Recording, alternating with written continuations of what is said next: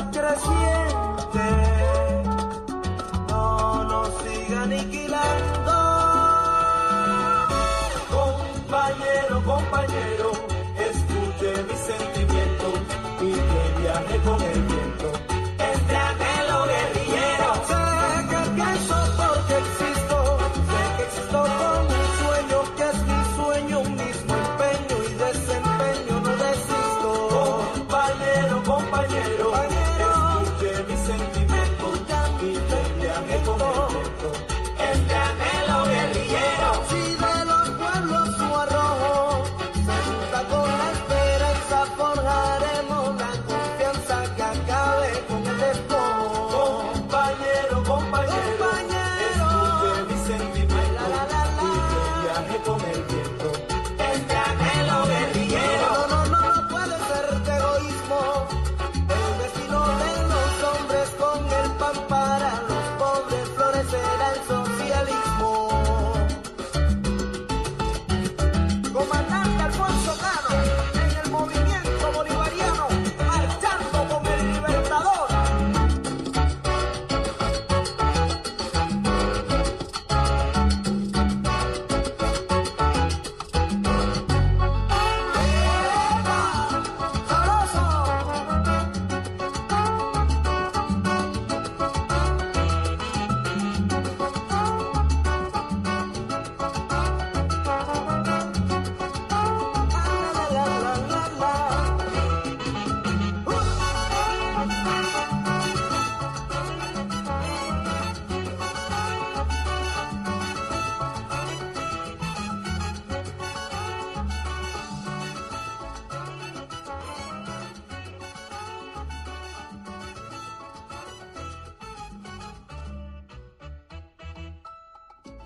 Utopias incandescentes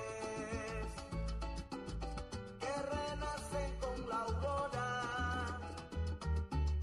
quemando sin más demora. Yo, I come from me in the stand. I'm in the field and you just sit in the stands. Take that bass out your voice. If you ain't got no gun in your hand, I do what I want. And you don't even do what you can, you do what you told. I got no love for my foes. They can mimic my delivery and copy my prose. But what they can't comprehend is how I stick to this code. It's either in you or not. It's not the kicks and the clothes. They ain't cut from the same cloth. Can't come from the same loom. Fit in similar shapes or even sit in the same room. Confusing authenticity with part of the costume. I'm teaching gifted children. You can't come in this classroom. Dare to struggle, dare to win.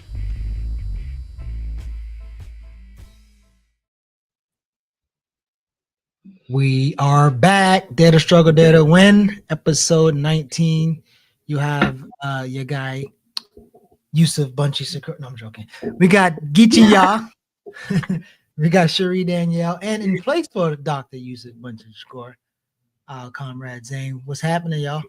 What's going on? What's good? Get well, Yusef. That man lying. That man. He not sick. that man. He tried to get back. He tried to get back to Africa instead of come kick it with us. I know. He pulling Ferris Bueller. Is that what he's doing? Right. The Bueller. Right. He don't went over to motherland and forget about these other men. That's Yusef. Yo, but listen, we want to welcome y'all to episode 19, Dare to Struggle, Dare to Win. Here where you can get some black radical politics according to CMB's vantage point. You have a couple comrades here from the Atlanta chapter. And we're here on Black Liberation Media with all of the other dope ass shows. You can check them out all throughout the week, especially this week. They'll be having the conference coming up in Indianapolis where you can see some of that live. But we know that y'all already politicized. We know y'all already got the analysis and all that shit right there. But I don't think your peoples have one. So I think you need to copy the link of the show, paste it, share it to somebody who know, especially if they're into some arts, music, liberation theology, all that other shit. Like, make sure you share it with them and share the love, spread it around. What y'all got going on? How y'all feeling? What y'all showing up feeling like? Feeling good. Feeling good. Good as capitalism allows me to be. As Renee always says. But yeah, I'm good. I'm just, focused on getting ready for this show next month. Come see Afro Goddess Part 2, Revolutionary Love in New York next month.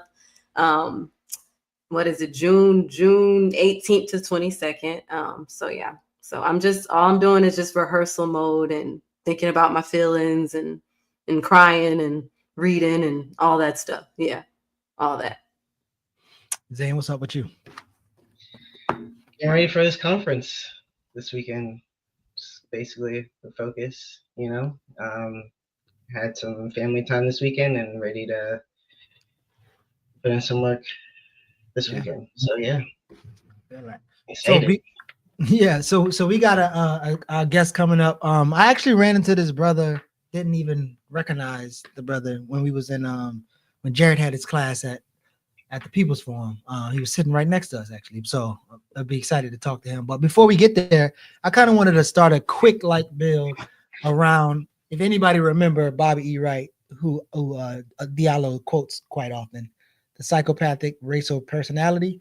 There was a little passage in there within that chapter. I want to kind of read a quote from it, and then maybe some of y'all, even y'all in the chat, but you could kind of share your thoughts around it. I send the quote beforehand. But on page 5, it says, the belief is not true. Psychopaths simply ignore the concept of right and wrong, which I think they might have their own ideas of right and wrong, not societal or communal. By ignoring this trait in the white race, the lack of ethical and moral development, Blacks have made and are still making a tragic mistake in basing the worldview Black liberation movement on moral suasion. It is pathological for Blacks to keep attempting to use moral suasion on people who morality, which is the variable. And again, I'm thinking about Sky Full of Elephants and some other internal stuff that I'm working through, but this is the last part of the quote. Unlike other extreme pathological syndromes, only a very small percentage of psychopaths are committed to mental hospitals, and another small percentage end up in penal institutions. The majority of psychopaths functions very well in society. They are generally average or above in intelligence and have engaging personalities. In addition, they are usually very impressive and competent with no feelings of insecurity, anxieties, or any other manifestation of psychoneurosis. They appear to be very honest and humane, but really have no concern or commitment except to their own selfish interests. Psychopaths will consistently make commitments that they have no intentions of keeping and showing up great. So I don't even want to keep reading, but not to say that we can diagnose people, but think about whiteness as elephant, some of the manifestations of personality, and maybe trying to build some type of movement or cohesion between a collective or group to respond to a thing, when a lot of those personalities we either adopt and we have to kind of get rid of it. But I wonder what comes to mind when y'all think about those passages.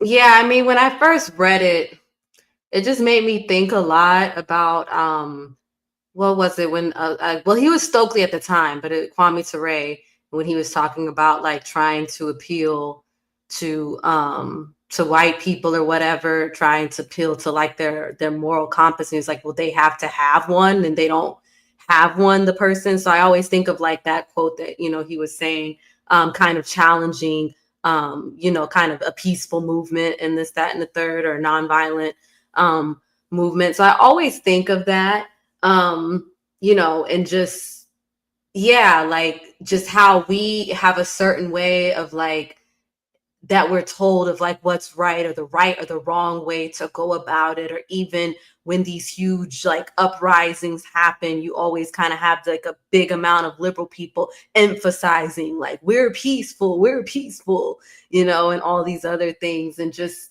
I don't know. And I think, just trying to, it just makes me think, I'm sorry, about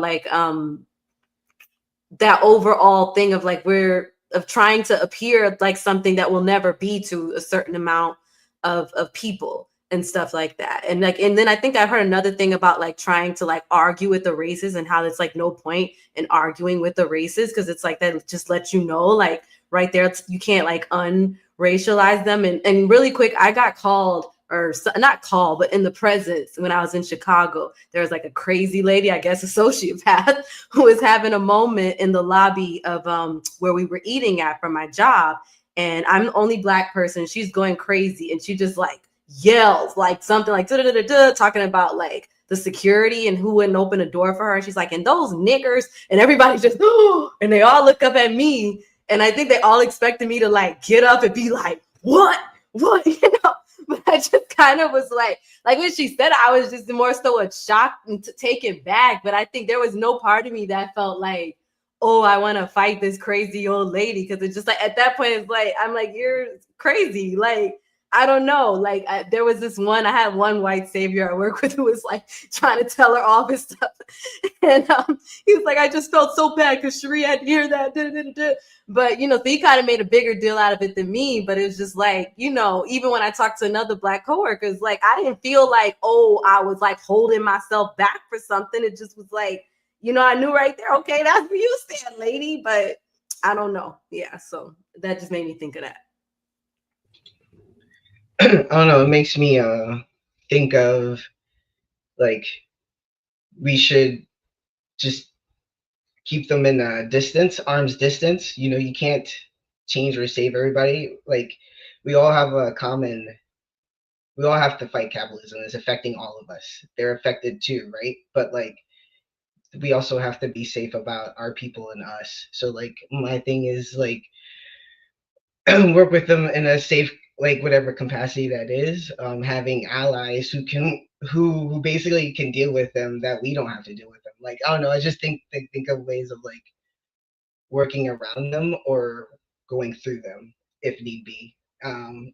Like and like you can't, and yeah, psychopaths are, they can easily disguise themselves as allies too. So like you just have to be wary, you know, like you're the people, and just really get to know your group, and like really like trust in yourself and your ability to like discern people and to see people who they are and what they are, and like yeah, and just trust the people around you, and like what it means to have a good support system or a group of community like within your organization or your people trying to go for the same goal. So yeah, I mean, I think, you know, as we kind of focus externally on, because even as Bobby E. Wright talks about a psychotic or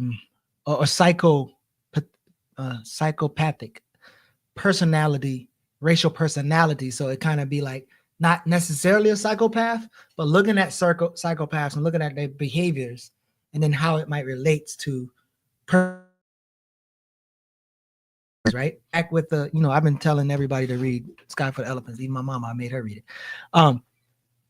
There's again that moment when whiteness is gone, and then like you see some of the same, like you people got it all wrong. I want to go back to the way things are, and then some of those personalities, like how do you begin to root that out among organizations? Because it's one thing to be like go around them or go through them, but when the personality and the traits and the behavioral patterns are in organizations that's supposed to be responding to the thing, I'm always curious like how we root that out, organize with it, whatever the case, create structures so we minimize those things. But I know it's probably not a good idea for a light bill, but it definitely gives us kind of something to kind of think about, especially as we go into the next where we bring our guests up. So if you take a quick break and maybe go to a bathroom break, you ain't even got time for a bathroom, but relight your joint that you got in your hand, because that shit going out, and then we'll be back. So stay tuned, stay locked in, and our guests be up next. I'm throwing copper at the coppers, but I'm shaking like Morocco. Say my prayers with the pistol, serve the sinners with the chopper. All my buddies got it from scratch. My house had Betty Crocker. His mama owned D. He ain't even get no shot of. Profit is invisible. Profit come from product. He think it buffet. He can't comprehend no potluck. God bless the child with his own powder to rock. What's up? Welcome back, y'all. So we have a very special guest coming up. He just recently graduated from Union Seminary School, a master's degree in fine arts, social justice. I hope I said that right. Just dropped an album this month as well. Definitely a huge cultural worker out here. Steff Reed. Peace, friends. Peace. Peace, Steff. Good to see you. Geechee, yeah, I've been watching you for years. I miss the old show. It was you, Jared. It was Kamal, and the name is escaping me in this moment. But yeah, I remember. I missed the show. Yeah. So anyway, I'm saying that to say, I've been a fan for a long time, and it feels really cool to go from being in the audience to being on the show.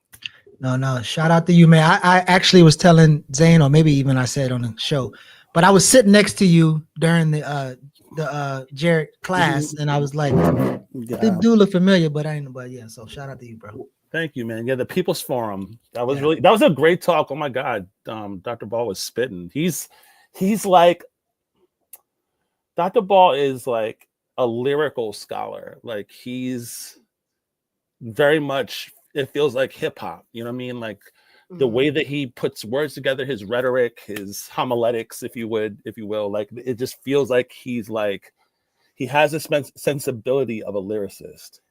Just his word choice, his cadence, his rhythm, his like the way he puts his thoughts together. It all is very like poignant, and I'm a fan. So yeah, we love Dr. Ball over here.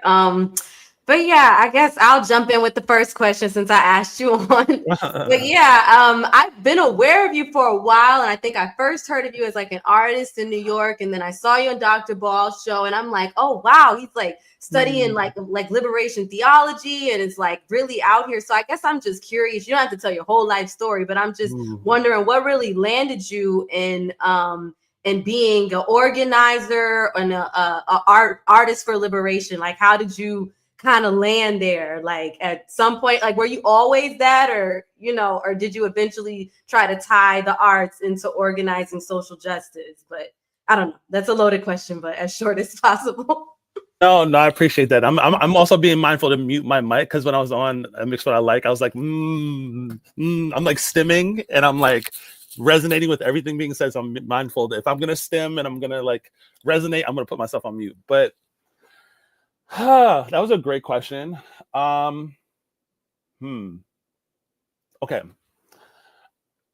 If my parents, they met, my mom, Camille DeJourna, my dad, Stephen Reed, they met at a protest. My mom was an activist, and she was at a police brutality action demonstration in the early 70s, 71, something like that. And my dad is a journalist. And so he was covering the protest, and they met that way. And started dating, and shortly after they got married. And so why am I saying that? I'm saying that to say that my parents are the foundation of my work, and the fact that they met at a protest. My mom is a scholar and an activist. And so growing up, we had the Malcolm X Ballad or the Bullet vinyl in the house. My dad definitely had Message to a Black Man, Elijah Muhammad book on the shelf. My mom was like very adamant about making sure that me and my brothers, shout out to them, that we study Black history. And so we had like the book of like Black history, like the Black history legends from Paul Robeson to Marcus Garvey to George Washington Carver, all the people, Angela Davis, you name it. So my mom in a lot of ways gave me my values as far as like feminism and social justice and black freedom struggle. Both my parents nurtured me to be, my artistry. Like, I don't think there's a way that they were necessarily hurting me in one direction. Like, you need to be this, or you need to be that. More so they nurtured whatever my passions were. And but I will say they gave me my values. My dad was very, because he's a writer. So he was very much like pushing me to be a better writer, proofreading my homework assignments. My mom would make me do book reports about people like Paul Robeson. And so I think growing up in a home where social justice was a core value, that was instilled in me. And being just a natural neurodivergent artist, creative person, very much into the Bible from a young age, I think it was a natural progression to like when I, you know, making the career choice to be an artist and having that revelation when I was around 12 that I wanted to be an artist for the rest of my life. I think it was a matter of like prophecy that like I became the person I am. I think it was kind of my calling, if you will. The way that I got into social justice was through teaching, which is like a weird way. I was working as a teaching artist for over 20 years now, but when I first started, I had a career in the music business as a music producer and a songwriter, and I got the opportunity to teach in an after-school program in the South Bronx, in the Bronx River Community Projects.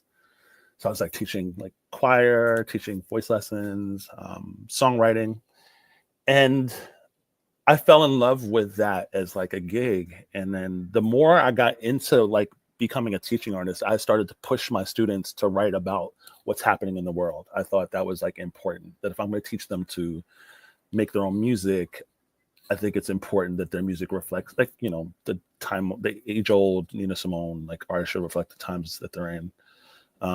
So I just felt it was important for my students to use art to speak truth to power and to reflect the times, like what's happening in your life and how is what's happening in your life reflecting the world. And then as I kind of went on my own journey, going from producer and songwriter in the industry to being an independent artist, I wanted my artistry to mean something. I wanted it to be rooted in values and principles. And so I think that was for me, like, if I'm going to do this, it needs to be rooted to something real. And so I think, I don't know, that's like a really long response. I hope that gives context. It's a great go ahead. Oh, okay, that's a great response, honestly. Kind of goes into like my thoughts and questions. So you call music like a dissemination tool. How can artists avoid co-optation by the very systems that they critique? You read my work, Jesus Christ. Dissemination tool. Oh, well, I have this article that I'm like dying to write that I have not written yet, about one, the difference between activism and organizing. Two is making a plea to artists to become organized. Don't just become, there was a period of time that I was like really, I believed in artistic activism, and there's a place for artistic activism. There is a place for that. And part of my argument is that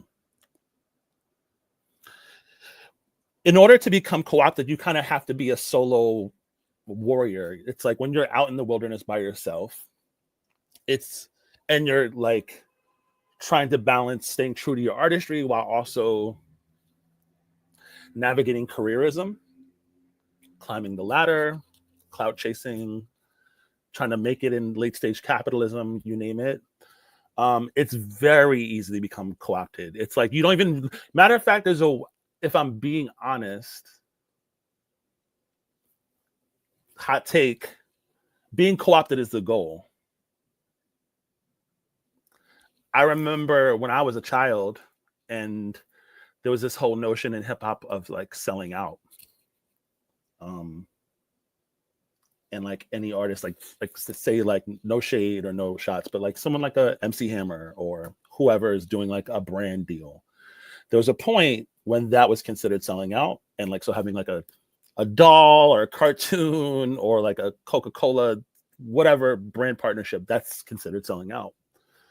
I think flash forward to like the shiny suit era, and like the corporatization of like hip hop culture.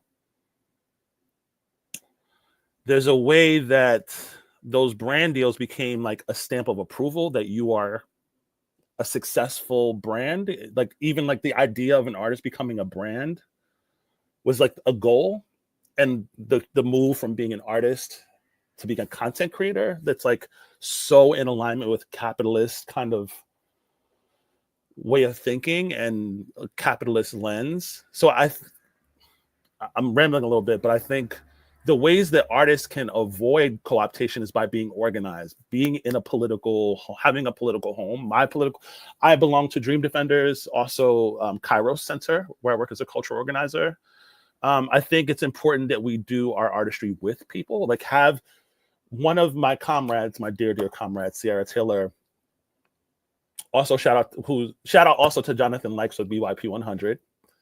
But Sierra Taylor and Jonathan, they both talk about, who are your people? Who are you accountable to? And we talk about that, especially when we think about like these kind of lone activists who kind of parachute into movements. I'm not saying any names, but there's people that they show up to the front lines and they get the picture snapped and they are the first ones to talk to the press. And it's like, but they're not accountable to anybody. There's no community. There's no comrades. They're like another dear comrade, Willie Baptist, with Poor People's Campaign and with Cairo Center. Willie Baptist says, you're stupid if you think only with your own brain. And I think there's a way that artists, when they are not organized, they are thinking only with their own brain. And there's a way that they see their artistry as like, I'm giving back to the movement. There's delusional thinking that is like, I'm going to use my artistry to like give back. I'm going to be this, like they don't see themselves as implicated in this struggle for collective liberation. And so there's no accountability. There's no sense of like community that they're a part of, that the stakes that doesn't affect them, that you can like rise to the top of the pyramid of capitalism while also I'm gonna give you guys some songs or some bops, whatever the case may be. And there's a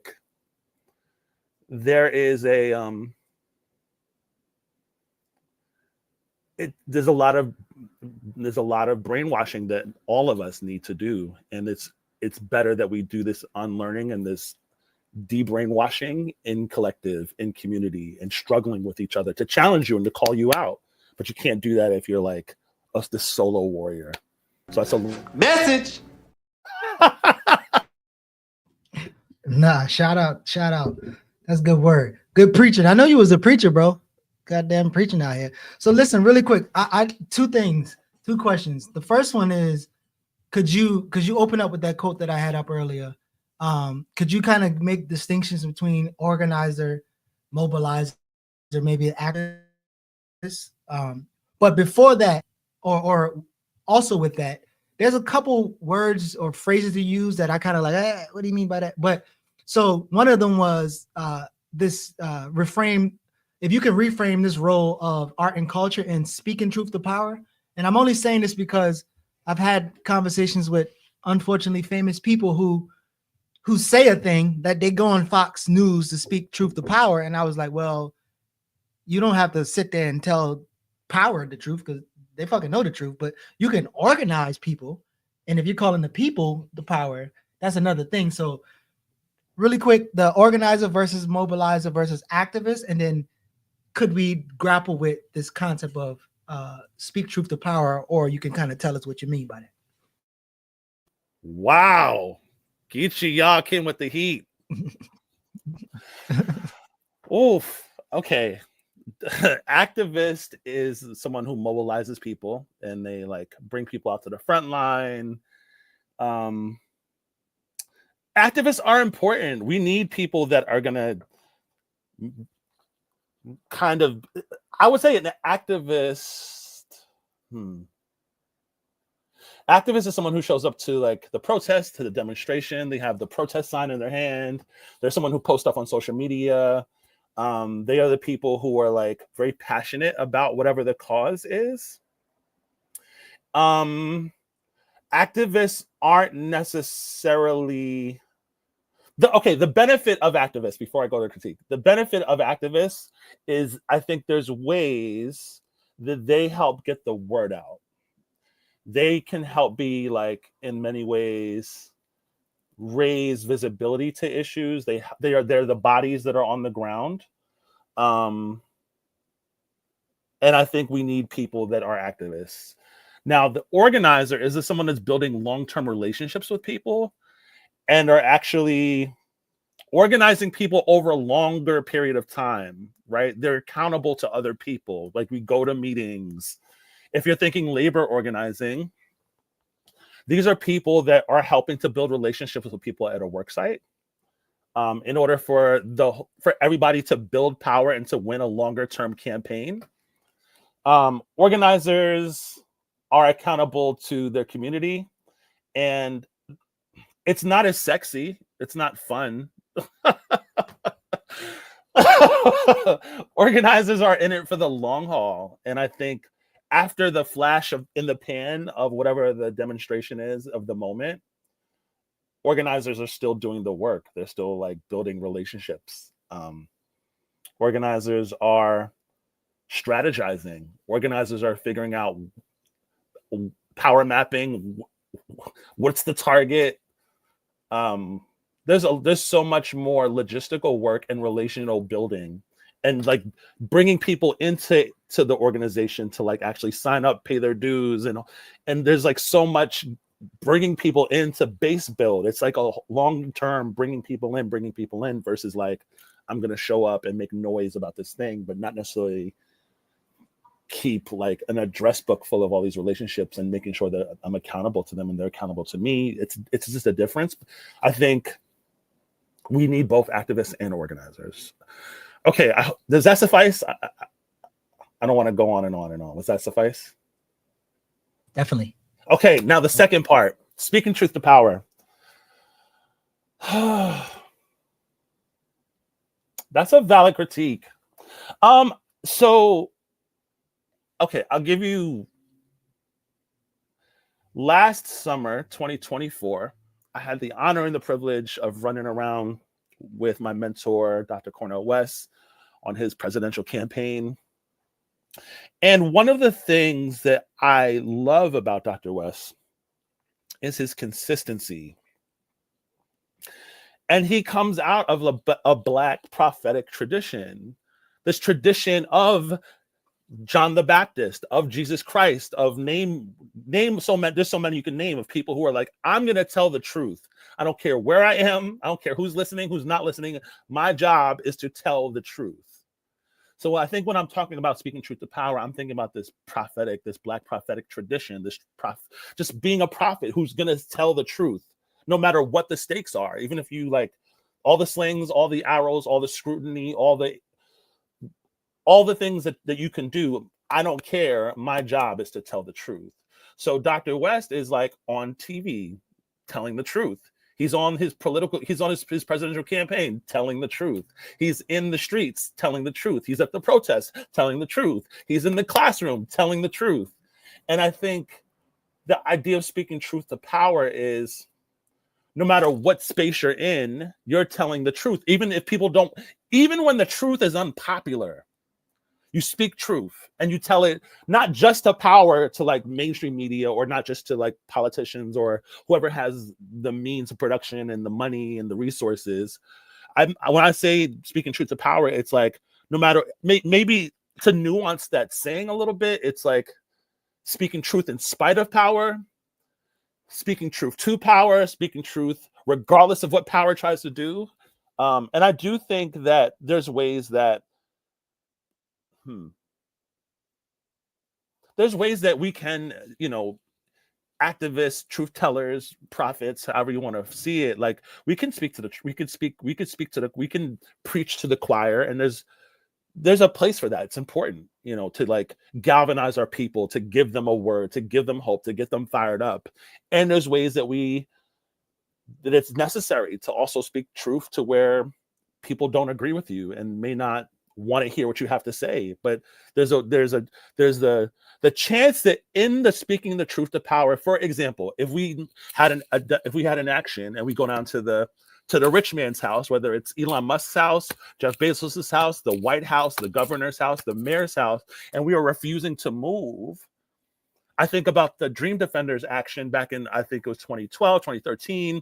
They went down and marched all the way to the Capitol building, and they they occupied it and they refused to move, and they were on their bullhorns and they were saying the thing and were demanding to be heard, and they're on the news and they're demanding to be heard. There's a way that is a powerful spectacle, and that can win over actually people that maybe are indifferent to the movement, the people that are on the fence about the movement. There's ways that having moral and political courage can bring people into the movement and effectively affect them to take action.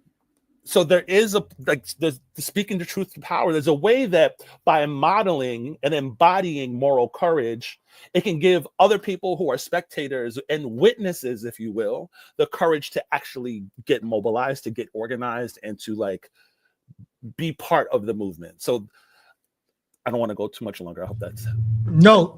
You did what I needed you to do. I threw the alley hoop for the clip, mainly because artists and other entertainers who are also artists that looks like punditry, right, have a gift of speaking. Normally use words like speaking truth to power. They normally say that and that is perfect.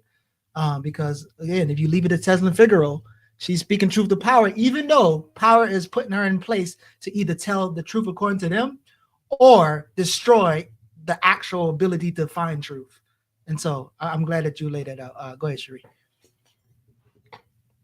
So speaking of truth to power, I know you mentioned the Dream Defenders, and I know you also have your own org that I had shared with the group. The Power of Love Project and Dream Defenders, and you have, your own org that you're in. And I guess I'm just trying to figure out like the overall, like when it comes to Dream Defenders or your personal org, like some of the missions and purposes and agendas of some of the groups that you're a part of or organizing with. You can be brief, but yeah, I know you're with a few. So, oof, yeah, it's there's like a okay. Dream Defenders is a Black, brown, and queer-led grassroots organization that was founded in Florida, following the murder of Trayvon Martin. It has now become a national organization. They are a radical, anti-capitalist, socialist formation that is mostly led by young people. So, and there's many women and femmes in leadership. And I think that's important, not to get wrapped up in like identity politics, because there's much to critique about the shortcomings of identity politics. But what I love about Dream Defenders is their use of culture. Like, I belong to the Dream Defenders People's Choir, and I think that's a way that we've been able to actually bring people into the fold. Like, I've had so many folks reach out to me wanting to join because they saw the choir, and that's one really key example of the power of cultural organizing, is that using arts and music, art, and culture for actual grassroots organizing, it can do the work of what Tony K. Bambara says is the role of the cultural worker, is to make revolution irresistible. And I know, Cherie, you know exactly that. That's in your bio. I know you're all about cultural organizing. So Dream Defenders, I love the cultural organizing we do. I also work as a writer with them. We have a writing squad, we have a cultural organizing squad, and I think the work we're doing is to use visuals, to use aesthetics, like even like looking at like their merch, like their swag, like it's all super appealing. Like they do. Dream Defenders is really good with the way they use visuals and cultural production. Okay, my own organization, the Power of Love Project, it's named after my album, The Power of Love Experience. It's in partnership with Judson Memorial Church, my church in New York City. I started that project in 2020 after the murders of, George Floyd and Breonna Taylor, Ahmaud Arbery, et cetera, et cetera. It started as like me just doing kind of mutual aid and doing protest relief to folks on the front line, which led to then me I raised a couple $1,000, and I was able to be really supportive to help people sustain their activism. It then led to micro grants that I was giving to Black, brown, women of color for about a year or so, which then led to me receiving more just generous grants from the community who believed in my vision, I was able to launch a freedom school, a freedom summer program where I was teaching young people to do arts, activism projects, and helping to train the next generation of visionary artistic activists how to use different art forms, whether it's film or dance or theater or sculpture making or mural making. How do they use these art forms to reflect the times, to speak to an issue, to raise awareness about a thing? And I did that for a few years. Most recently, I went to upstate to Hudson, New York, and I did a partnership with the Kite's Nest, and we teaching basically cultural resistance, teaching young people protest chants, protest songs, and teaching them to make protest signs, and we stage an action. So that's that. What else did you? It was Dream Defenders, Power Love Project, Cairo Center. Oh, one of the things that's dope about Kairos is that we're doing cultural organizing, but there's the intersection of faith. So there's faith, culture, and justice, and those things combined is super important. And I noticed that this is just my anecdotal observation. I've seen people write about it, but there's like an aversion to religion. There's an aversion to faith and spirituality on the left at large.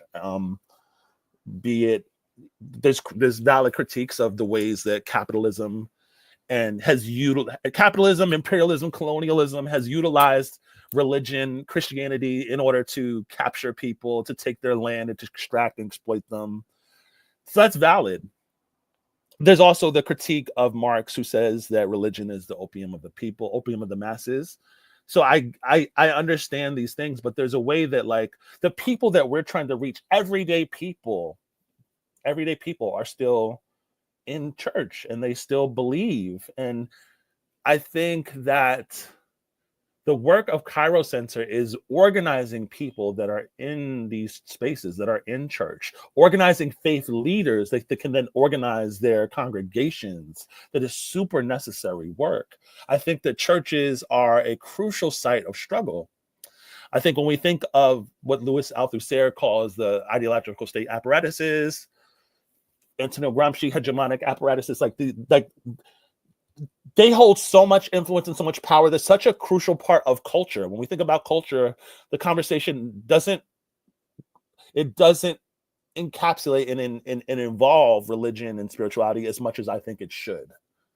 And so I think the work of Cairo Center is organizing the poor, organizing homeless people, organizing faith leaders, organizing churches, and because religion, specifically Christianity, has been co-opted by the white Christian nationalists, by the right, by MAGA, by evangelicals, and it's become like a site of struggle that the right is actually winning in so many ways. And I think that if folks that are identified as anti-imperialist, anti-capitalist, leftist, progressive, we cannot allow this to continue. Like, if we want to win this culture war, we actually want to fight for revolution. One, we need to organize people in the church.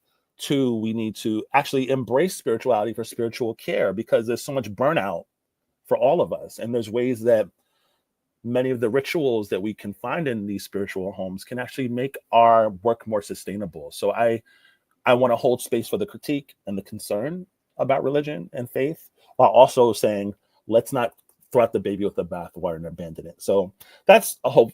It gives you a little bit of what I'm doing, how I'm doing it, why I'm doing it. I like how you're talking about all these different organizations and projects that you're doing. So, what lessons from coalition work can you apply to these movements? So, like, how do you make this all work together? Can you say more? Can you please unpack that a little bit more? So, like, you organized with like Dream Defenders and your new project that you're doing. Like, so, and like you're saying to organize the churches. So, like, what can we learn from like coalition work? If you have any lessons in coalition work and how we can build on that to bring everybody. Coalition work is going to require us to don't kill me in the chat. We may need to abandon ideological purity, and meet people and be willing to meet people where they are. coalition building may require us to find people that we align with on certain things, knowing that we're not going to align on everything, but how can we meet the material needs of the people? And it requires us to have a more expansive view of what coalition looks like, what it means to be in community with somebody. And I don't know, I think, yeah, the ideological purity piece that's a tricky one. Again, no shade, but there's ways that like the left can sometimes feel like this cool kids table. And it's like, there's a bit of elitism and exclusivity of like having the right politics, the right analysis at the expense of relationship building. And it's like, I think thinking about what it means to build coalition is gonna, like, think about the whole idea of like the 99%. The 99% isn't everybody on the left. The 99% is the proletariat. It's everybody that's poor. It's everybody that's not the ruling class. And it's like I don't have the answers of how we do it. But I do know that this is a critique that I have and that from observations that I've seen anecdotally. And I think that what we can learn is like humble ourselves, find ways to meet people and to find common ground so that we can build large scale power. And I think that's a piece that is actually holding us back from reaching critical mass, from, this project of collective liberation that I assume that we're all like striving for is going to require more from us in order to build bridges, find common ground, and to in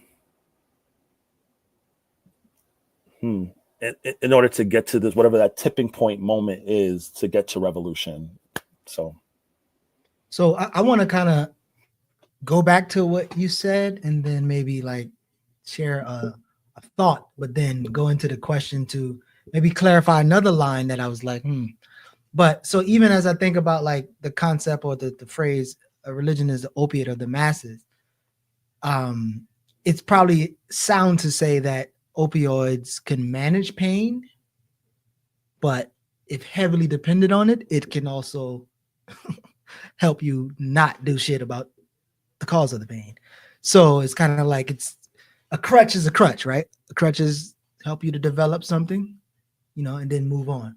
But so to the point, that question that I have in terms of, because again, I hear this, and when I hear it, I'm thinking about niggas trying to get money.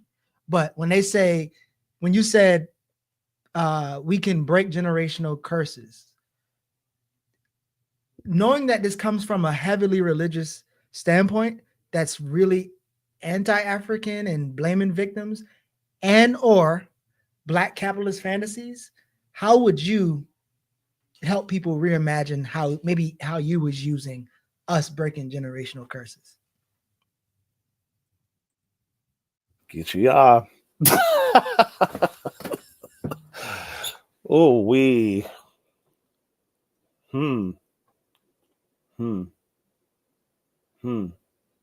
Well, I hear you. I think the idea of generational curses, yes, it's tied to imperialism. Yes, it's tied to like the things that we've experienced as a people. I think I'm also looking at like just kind of social emotional trauma, and that there's ways that by not, and this is going to get kind of woo-woo, so just giving you a heads up. I think there's ways that by not confronting our demons, by not confronting our trauma, by not confronting our pain, not being vulnerable. I listened to your podcast from 2 weeks ago. Geechee said you haven't cried in several decades. No shade, but by not being willing to like be vulnerable and confront the uncomfortable, to do shadow work, we are perpetually in a cycle of repeating trauma. Like you can't. Everything that was it James Baldwin who said, everything that's changed can't be, everything that's faced can't be changed, but you can't change it unless you face it. And unless we confront and face the uncomfortable things within ourselves, we're doomed to repeat the past, and the general curses will persist. So when I'm talking about Black radical imagination and using art to like shatter those narratives, it's from a social emotional point. And like, I think that as we begin to do the excavation of our souls to confront the uncomfortable, so much more can be possible, because there's ways that capitalism limits our lens and our view of what's possible, because we're all bogged down with living check to check and trying to make it and trying to chase a dollar and to survive, thrive, and survive in like late stage capitalism. It's really fucking hard, and that keeps us from, we're constantly looking forward, trying to get the carrot. Meanwhile, there's like all this stuff inside that's like hindering our growth and hindering our perspective. So I'm arguing that through art making, through cultural production, through healing, through spirituality, we can actually get free from some of our own stuff that will allow us to reach to the side, to each other, and to fight for collective liberation. I just also want to be clear. I'm not coming from it from like a colonial, individualistic mental health therapy or way to liberation. That's not what I mean at all. What I am saying is that social transformation is an inside job and an outside job. We can abolish the police, but if we don't abolish the cop in our mind, we are doomed to replicate, to perpetuate the cycles of violence and harm.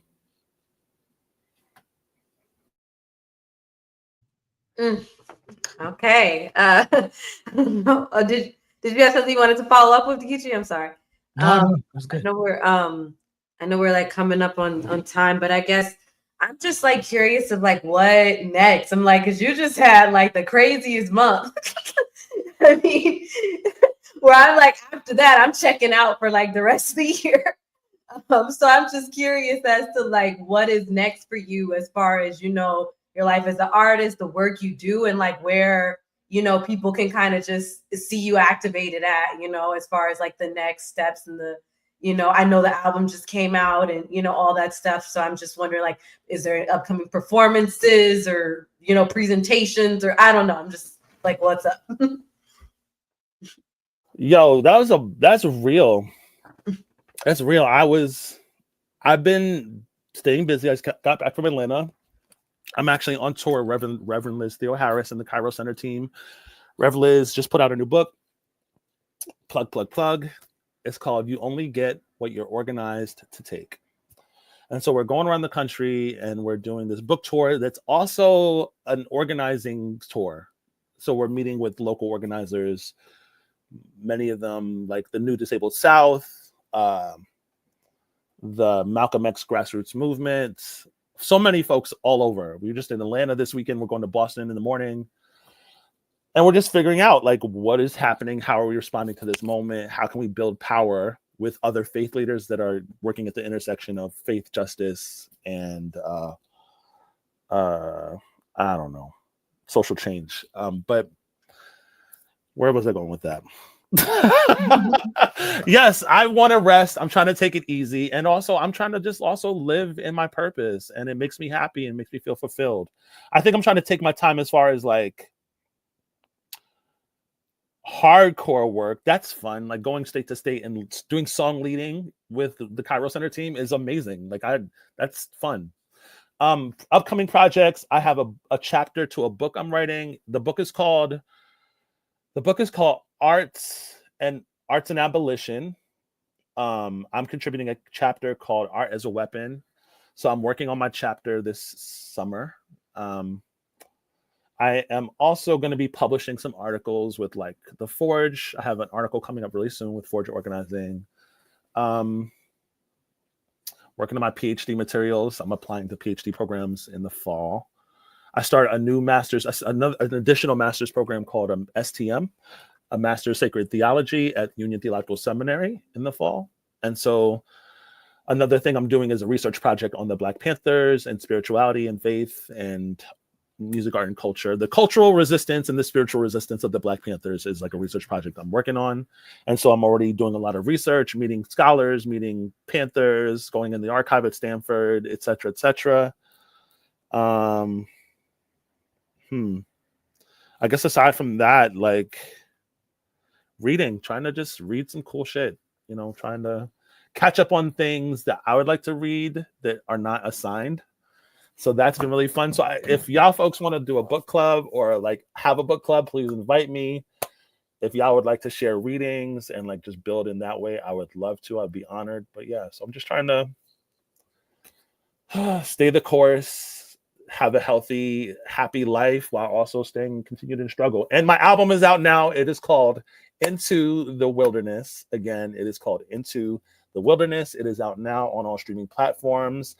It was inspired by the idea of shadow work, philosophers Friedrich Nietzsche and Carl Jung, and like the idea of the shadow. The album is deeply personal. It's looking at just the internal work, looking at like our demons, our dark selves, and like trying to integrate that and like practice radical compassion and grace for ourselves and unconditional love for the parts of ourselves that are unlovable, and learning to like fully live in our truths, which is really difficult. It's out now.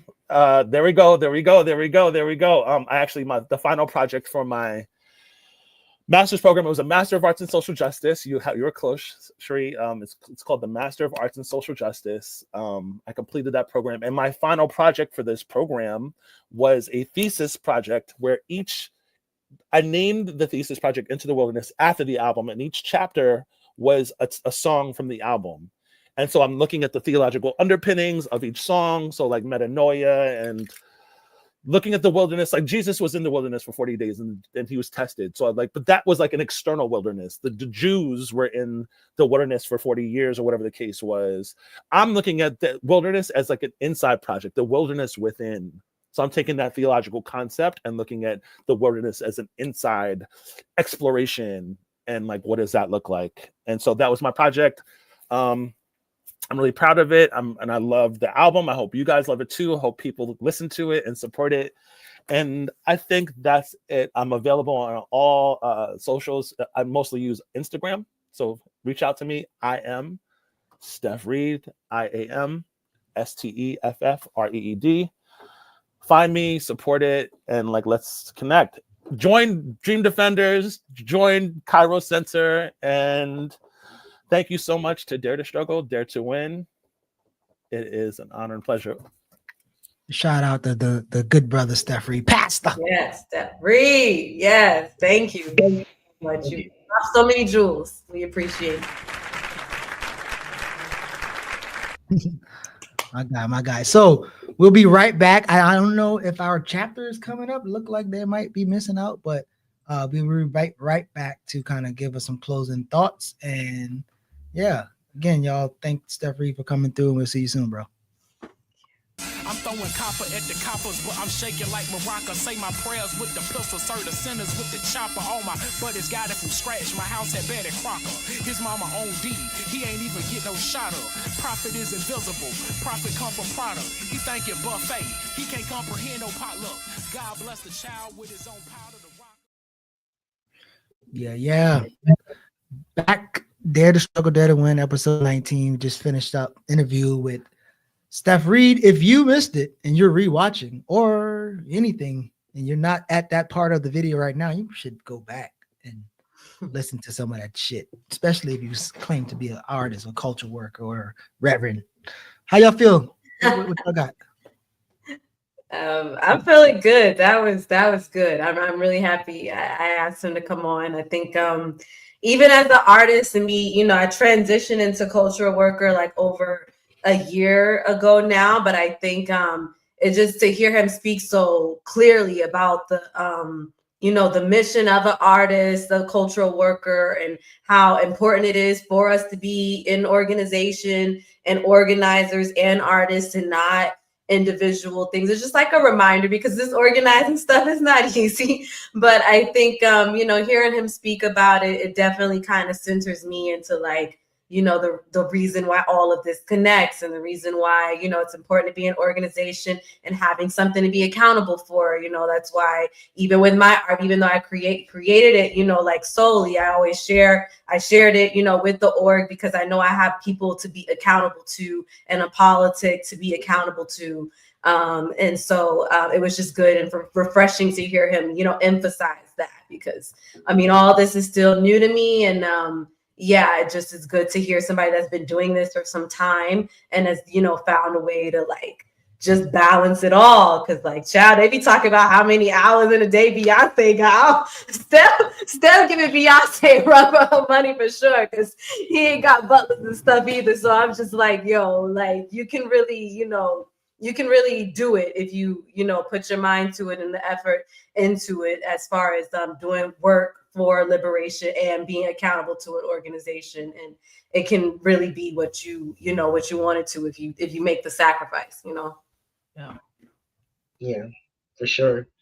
Also, it's like, I know I said this like 3 weeks ago, but art is so important to a movement. Like I feel like art is always what people relate to, whatever it is, what type of art it is, because it helps. And like I was thinking, like we should like I feel like not a lot of artists. There's so many artists out right now that are not highlighted, and like we should probably start highlighting maybe artists on our show. Like do a segment of like, hey, this is a new artist that's in the movement. They're singing this, like doing this work, like work, and like we should do our due diligence and highlight artists and maybe get more like sight on them and like to create that more art in the movement, because it is important. Yeah, I think I appreciate that conversation, especially because even with, you know, the language and the phrases that we use, like I'm always well, recently, I guess more so than not, trying to get the language right, as my sister Andrea always talk about.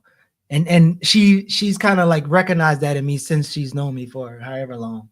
But I just do my best not to lead with the assumption that we all speak in the same language and we mean the same thing when we say such a thing. So and maybe even like a lot of my conflict with captured artists or captured culture workers who are trying to get out of the situation is sometimes it's just romanticized and star in the sky type shit. And so even if you're trying to develop hope and inspiration, and you won't, you know, as Steff talked about in this article, like have life that's focused on fulfilling our wildest dreams and our most creative pursuits, rather than competing against one another for breadcrumbs. I'm like, well, sometimes even in a captured state, our creativity is limited, right?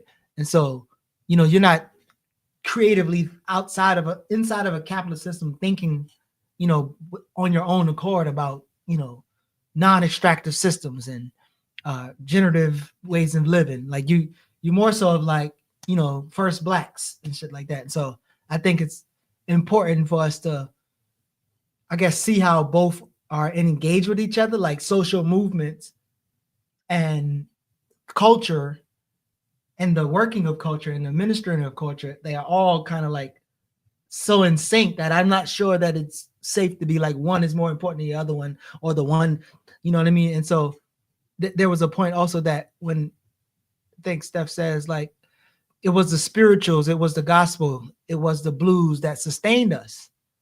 And I'm like, I can hear what is being said, but I just don't want to say like that's what is. It could also been the mutual aid, and it could also have been the commit to this. And so it's like I'm always trying to have that dance between sectors of building social movements and those that exist in one part of the sector respect the others in the other part of the sector in a way that doesn't be like, well, I'm the most important, but y'all niggas ain't like, so I think that conversation is always fascinating, and I'm always wanting to be in it. So yeah. Any other thoughts around that, or even what we talked about earlier? No, we can wrap early since Delaware didn't make it this week. Yeah, I mean, I was just thinking about what you were saying, and I think, yeah, because I guess we didn't get to ask him about that specific part either, about that. But I do think after hearing him talk, yeah, I think it's like about having these outlets and having like this sort of release as you're doing the work, and having like, this artistic release or this artistic connection. I mean, and I think it's the same way kind of like, because I do think there's just this weird tie between art, faith, and the work of an organizer that is just really, it's like a, like a holy trinity here, for lack of it. But it's like, it really does connect, because it's just like, what's that? I don't know the person who said the quote, but it's just like, okay, like you're like revolutionary, but like you still can dance or whatever or something. So I think to me, it just kind of connects to something like that, where like you still have to have like this moment of release, and to keep you focused on the ultimate goal, to have this kind of like internal release or celebration of what it is that you are going for, and what you may have gotten through and stuff like that. So I feel like, I don't know, I just see the connection with that. And then also I do see kind of like the spiritual side of it too, as far as, how he was talking about, how a lot on the left can kind of move away from religion and stuff. But if you kind of are able to find a way to like spiritually connect the work that you're doing with religious texts, like it can really kind of help it, stick in a sense, especially, when it comes to, speaking to people, meeting people where they're at, which is kind of, what he was kind of digging into with that. So yeah, I mean, I just give my 2 cents on that, but yeah, a lot of it was kind of connecting to me, because I'm all into the spiritualness of especially now, because I feel like, I had my journey writing the show, but now I have my own more spiritual journey as far as me like practicing and performing the show, and the things that I kind of have to tap into more spiritually or whatever. And I guess if you want to say, kind of I have to do shadow work with that. So I think yeah, it's crazy how I guess it taps into like so many levels of a person sometimes doing this. But I think overall it's making me clearer on my purpose as an organizer as well. Zane, did you have some?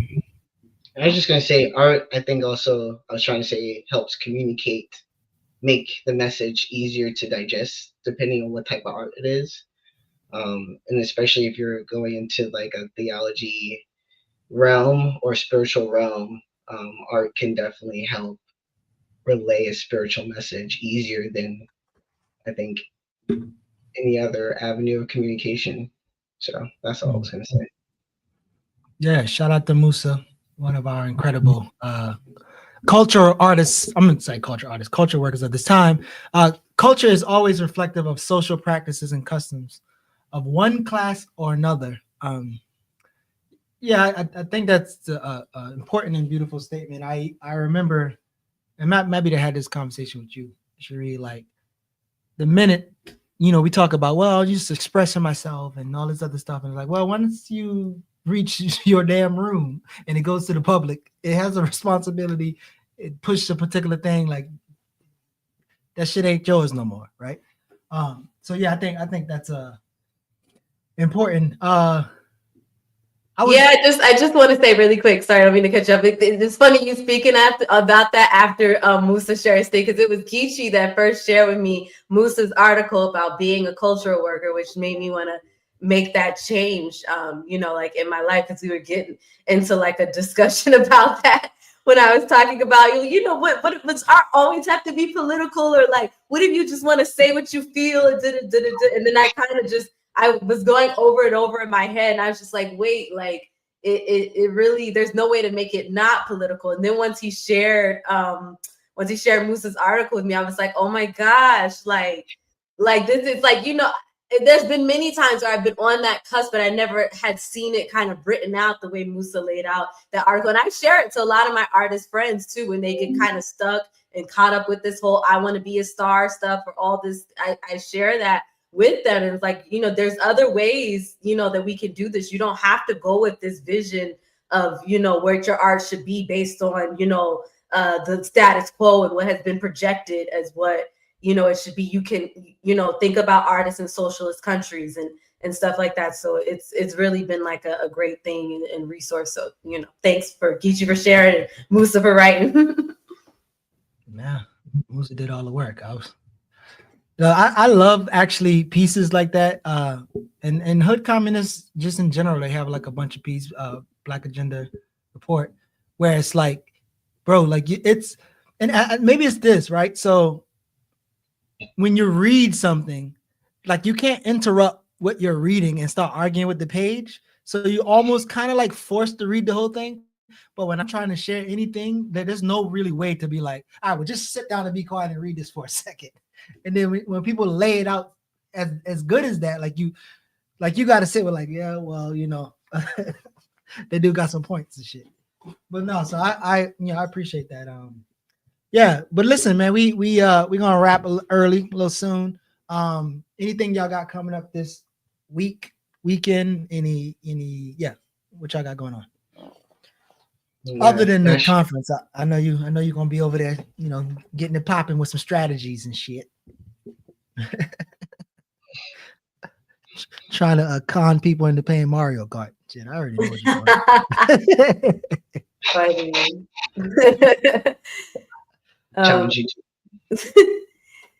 Yeah, like I said, I hate I'm missing out. I just gotta lock in on this show because I have to go to New York the weekend after this, so I kind of have to really learn this. So I'm missing out on the conference, but I'll just be in my apartment talking to myself, practicing my show pretty much. But yeah, once again, check it out. The tickets are on sale right now. If you're in the New York area, you guys can follow me. I've been sharing stuff about it. I may share something in like some upcoming stuff, more details or like a clip or something, because Zaina gave me the idea of sharing more things on this platform. So I don't know, maybe we could talk about that, you know, sharing like, because I'm trying to put together some form of advertisement or something as well. But yeah, guys, it's coming next month, New York. Check me out. Yeah. So yeah, what am I doing this weekend? Probably got a couple meetings. We're trying to organize a tenant union here in Atlanta, Heritage Station's apartment. Got a lot of weird shit going on over there. And I'm actually like, I think I'm toggling, and maybe I'll tell y'all backstage, secret to y'all, but I had a conversation with an org that I was just meeting with, and it was like a really interesting conversation around like protecting young people and having children and kind of being like having a supposedly safe space for young people. And I'm only teasing y'all, chat. Y'all won't get the details. But having a safe space for young people, and one of those young people come to the safe space that definitely need that safe space, but because of what's happening in their life, they're coming into the space, make it unsafe for your child. So you kind of like, I don't know if you could be here. So anyway, I'm teasing y'all, chat. I'll tell them more details, and maybe I'll tell it Friday on the show. But yeah, so I'm kind of sitting with that conversation right now, and yeah. But we will be back again next week with who? Is Dr. CBS coming next week? Is that next week or the next week? It's the following week. I don't know. We don't have a plan for next week. My bad. My bad. I don't. You know, my bad. No, Dr. CBS, and she'll be here on the 11th. So I'm very much looking forward to that because we know she's a genius. But as far as next week, I think we should really kind of brainstorm. Maybe we could do like a topics thing or whatever, and not have a guest or something. But yeah. Cool, man. Well, listen. Until next time, I really appreciate y'all too for showing up. Zane, thank you for filling it always. mess around, and we're gonna have to give Yusef his papers, some signing papers. Yusef won't come back to some divorce papers if you keep fucking around.